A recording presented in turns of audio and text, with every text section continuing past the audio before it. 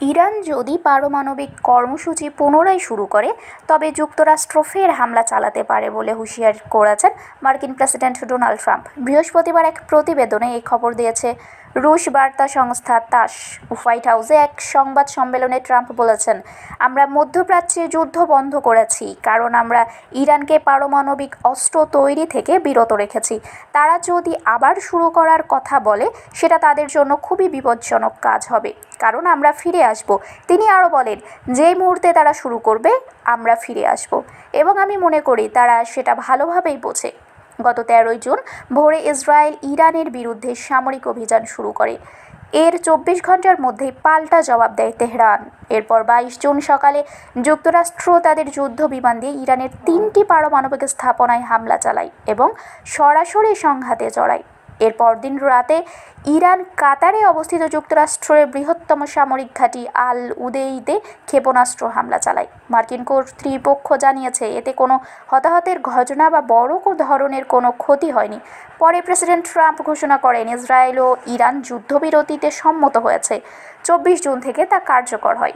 Sharmin Shimu, Barendra television.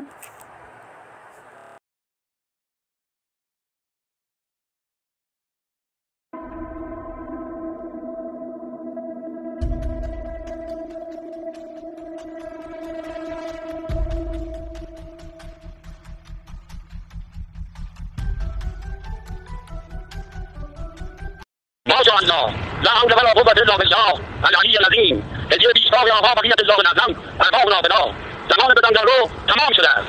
عملیات جزئی که موشک نشدن خیبر با رمز یا فاطمه الزهرا یا فاطمه الزهرا یا فاطمه الزهرا شمارش معکوس 10 9 8 7 6 5 4 3 2 1.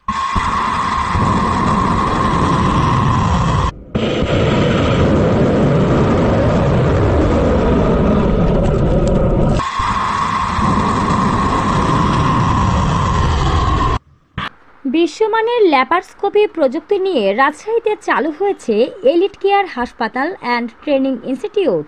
এখানে দক্ষ ও অভিজ্ঞ চিকিৎসক দ্বারা সব ধরনের অপারেশন করা হয়। আমাদের আছে মানসম্মত অপারেশন থিয়েটার, এসি কেবিন ও সাধারণ ওয়ার্ড। বিশ্বমানের ল্যাপারস্কোপি প্রযুক্তি নিয়ে আমরা আছি আপনাদের সাথে। যোগাযোগ টিবি পুকুর মোড়, লক্ষ্মীপুর জিপিওর উত্তরে, রাজশাহী।